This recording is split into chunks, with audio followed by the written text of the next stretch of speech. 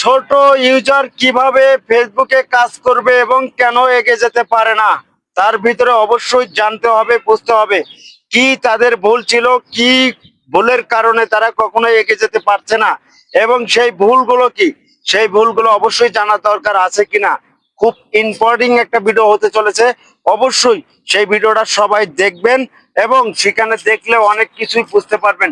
শুধু আপনার video play করে চলে গেলে হবে না, শেষ পর্যন্ত অবশ্যই লাস্ট পর্যন্ত ভিডিওর শুরু থেকে শেষ পর্যন্ত দেখতে হবে, তাহলে কিন্তু এই ভিডিওর ভিতরে অনেক কিছু আছে আপনারা বুঝতে পারবেন এবং আপনাদের ফেসবুকে কাজ করার ধরনটা অনেকটাই সহজ হয়ে আসবে এবং আপনি চোখ বুজে কাজ করে এগিয়ে যেতে পারবেন।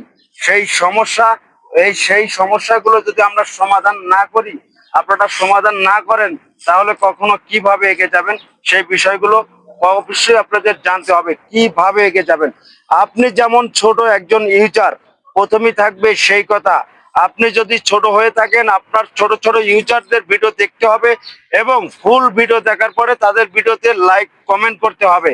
তাহলে কি হবে, আপনি দেখেন একটা জিনিস খেয়াল করেন, আপনি কিন্তু জিরো থেকে শুরু করে দিয়েছেন, আপনার কোনো নাই ফলোয়ার, নাই এঙ্গেজমেন্ট, নাই কোনো কিছু। তাই আপনার প্রত্যেকের ভিডিও দেখতে হবে, সেখানে গঠনমূলক কমেন্ট করতে হবে।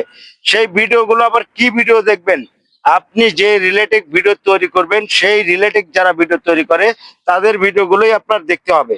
আবার যদি আপনি একটু তৈরি করেন টেক রিলেটেড ভিডিও, আপনি যদি ফানি ভিডিও দেখেন তাহলে কিন্তু হবে না। যে সব বিষয়গুলোই অবশ্যই কিন্তু আপনার জানা দরকার আছে, অবশ্যই জানতে হবে। যদি আবল তাবল ভিডিও বানান, আবল তাবল ভিডিও বানান ছাড়েন, তাহলে কাজ হবে না। আপনার নির্ধারিত একটা ক্যাটাগরির ভিডিও তৈরি করতে হবে প্রতিনিয়ত, এক ক্যাটাগরির ভিডিওগুলোই আপলোড করতে হবে এবং এই সেম ক্যাটাগরির ভিডিওগুলোই আবার আপনার দেখতে হবে মানুষের। তাহলে কি হবে, তাদের সাথে একটা রিচ এঙ্গেজমেন্ট হয়ে যাবে, তাদের সাথে পরিচিত বেড়ে যাবে।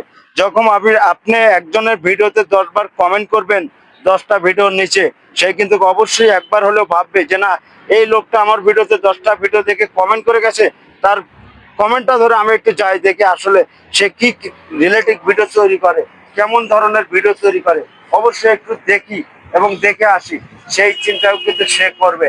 তো অবশ্যই আপনাদেরও বুঝতে হবে, না বুঝলে কখনো চলবে না।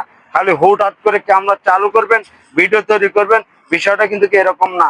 ভিডিওর ভিতরে অবশ্যই ভালো কিছু রাখতে হবে, যে বিষয়গুলো মানুষ দেখবে এবং দেখে তাদের উপকারে আসবে এবং আপনার দ্বারা কিছু শিখতে পারবে, সেই রকম তথ্য দিয়ে সেই রকম ধরনের কোনো ভিডিও তৈরি করতে হবে।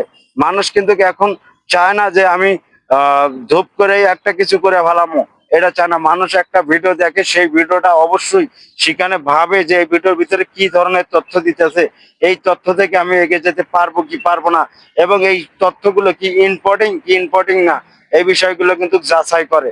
তো অবশ্যই ভালো থাকবেন, সুস্থ থাকবেন। আজকের পর্যন্ত এই পর্যন্তই বিদায় নিচ্ছি। যদি ভিডিওটা ভালো লেগে থাকে তাহলে অবশ্যই শেয়ার করে ফলো করে দিন।